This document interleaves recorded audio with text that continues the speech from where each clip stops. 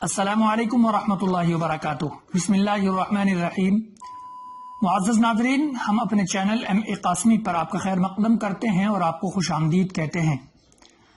ناظرین، آج ہم پھر سے آپ کی خدمت میں سیرت پاک صلی اللہ علیہ وسلم کی 14ویں قسط یعنی 14واں ایپیسوڈ لے کر حاضر ہوئے ہیں۔ الحمدللہ اس سے پہلے ہم 13 قسطوں میں نبی پاک صلی اللہ علیہ وسلم کی سیرت کو مسلسل ذکر کر رہے ہیں اور بتا رہے ہیں، بیان کر رہے ہیں۔ آج کی جو ہماری قسط ہے ناظرین، اس میں ہم بہت ہی اہم گفتگو اور بہت ہی اہم بات بتانے والے ہیں۔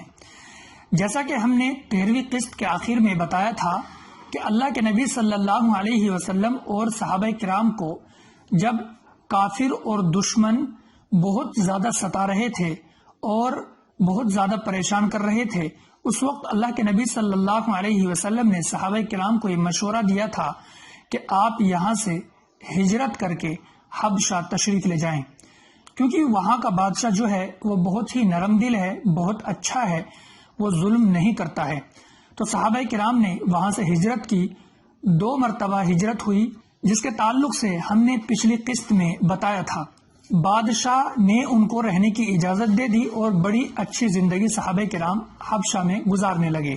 کافروں اور مشرکوں کے جو پیٹ میں درد ہوا، دشمنوں کو جو ٹینشن ہونی شروع ہوئی، تو انہوں نے 2 لوگوں کو حبشہ بھیجا اور بادشاہ سے یہ کہلوانے کے لیے بھیجا کہ ان کو ہمارے حوالے کر دیا جائے۔ بادشاہ نے منع کر دیا اور یہ کہا کہ ان لوگوں کو یعنی مسلمانوں کو، صحابہ کرام کو ہمارے سامنے جمع کیا جائے، ہمارے سامنے بلایا جائے، ہم اسے تحقیق کریں گے، بات کریں گے، پوچھ گچھ کریں گے، پھر اس کے بعد ہم فیصلہ کریں گے کہ ہمیں کیا کرنا ہے۔ ایک قاصد پہنچتا ہے صحابہ کرام کے پاس اور صحابہ کرام رضوان اللہ علیہم اجمعین سے کہتا ہے کہ آپ کو بادشاہ سلامت نے بلایا ہے اور اپنے دربار میں آپ کو طلب کیا ہے۔ صحابہ کرام کو جب اس بات کا علم ہوا کہ بادشاہ نے اپنے دربار میں ہم کو بلایا ہے، طلب کیا ہے، تو صحابہ کرام نے آپس میں مشورہ کیا کہ ہمیں کیا کرنا ہے۔ بادشاہ تو عیسائی ہے، ہم مسلمان ہیں، ہم کیا کہیں گے اس کے سامنے جا کر۔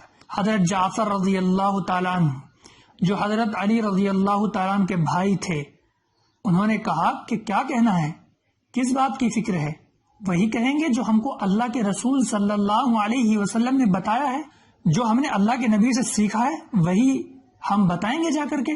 الغرض صحابہ کرام بادشاہ کے دربار میں پہنچے، حبشہ کا جو بادشاہ تھا اس کے پاس پہنچے اور پہنچ کر کے سلام کیا۔ تو بادشاہ کے جو درباری تھے وہ حیران اور بڑی تعجب کی نگاہ سے دیکھنے لگے کہ انہوں نے بادشاہ کو سجدہ کیوں نہیں کیا۔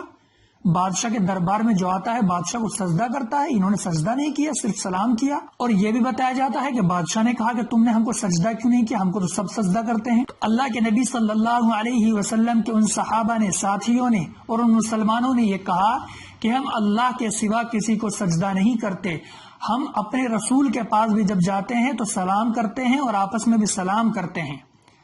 اور اللہ کے نبی نے فرمایا کہ جنتی بھی آپس میں ایک دوسرے کو سلام کریں گے۔ ہم صرف اللہ کو سجدہ کرتے ہیں، اللہ کے علاوہ کسی کو سجدہ نہیں کرتے، اور ایسا ہو نہیں سکتا کہ ہم اللہ کا اور خدا کا درجہ آپ کو دے دیں، ایسا بالکل نہیں ہو سکتا۔ بادشاہ نے کہا کہ چلیے ٹھیک ہے، آپ یہ بتائیے کہ عیسائی اور بت پرستی کو چھوڑ کر کون سا مذہب آپ نے اختیار کیا ہے، آپ بتائیے۔ اب صحابہ کرام میں سے، مسلمانوں میں سے ایک بہادر، دلیر، جوان، زبردست، جرأت والا، ہمت والا شخص کھڑا ہوتا ہے۔ حضرت علی رضی اللہ تعالی عنہ کے بھائی حضرت جعفر رضی اللہ تعالی عنہ بادشاہ کے سامنے کھڑے ہوتے ہیں اور بتاتے ہیں اور تقریر کرتے ہیں۔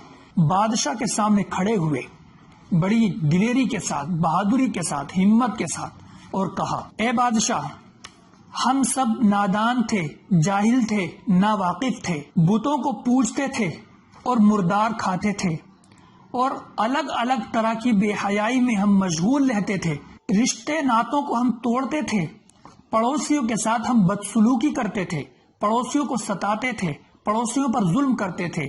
ہم میں سے جو طاقتور ہوتا تھا وہ چاہتا تھا کہ کمزور کو کھا جائیں، کمزور کو دبا لیں، کمزوروں کو ماریں پیٹیں۔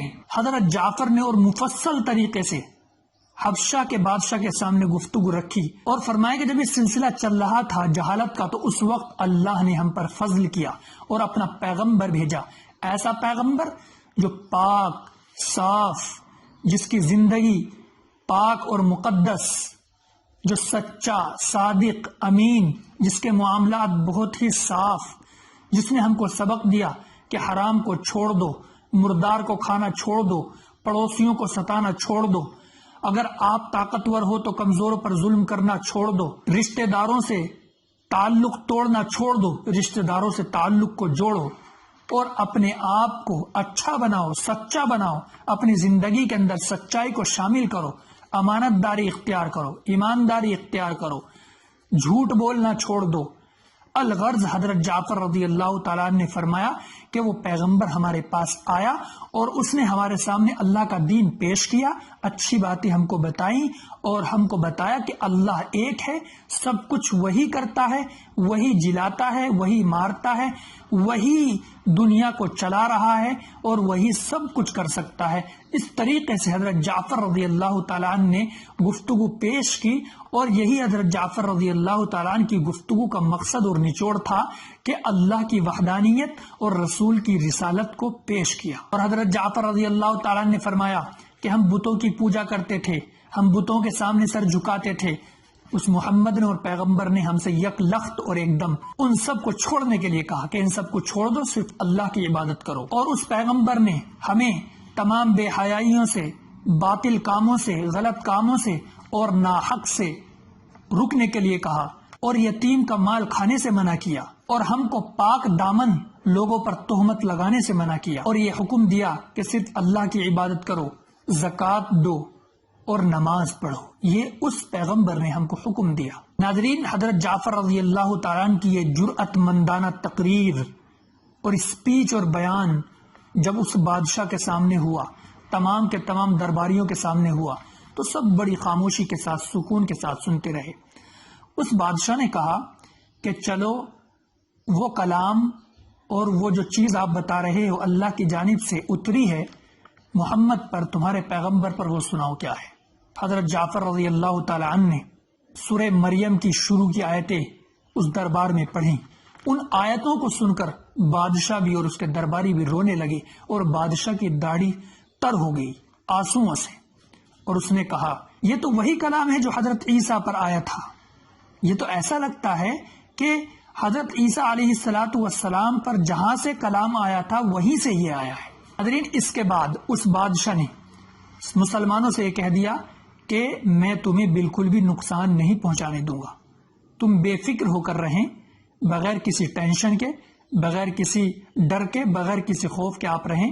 اگر یہ مجھے سونے کا پہاڑ بھی دیں گے اس کے عوض بھی میں تم کو واپس ان کے حوالے نہیں کروں گا۔ اس بادشاہ نے ان کے تعلق سے جو مکہ سے صحابہ کرام کو لینے کے لیے آئے تھے اپنے درباریوں سے کہلوا دیا کہ ان کو واپس بھیج دو، ان کے تحفے بھی واپس کر دو، مجھے نہیں چاہیے۔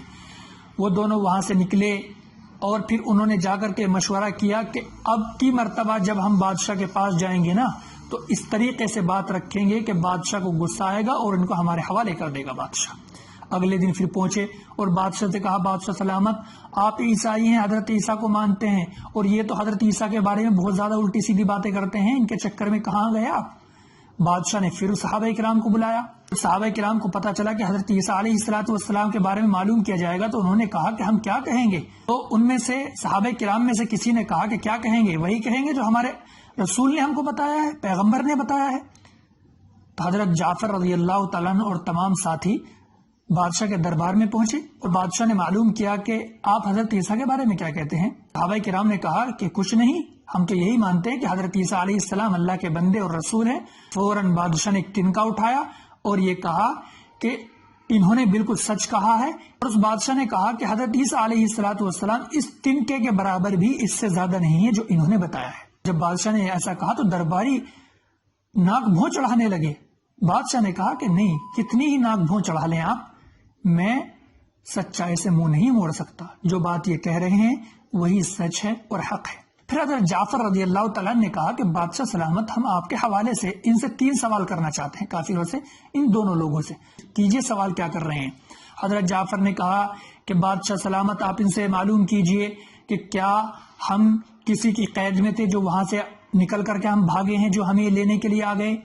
بادشاہ نے ان سے معلوم کیا کہ جی بتائیے کیا یہ کسی کی قید میں تھے؟ ان دونوں نے کہا کہ نہیں بادشاہ، یہ تو آزاد تھے۔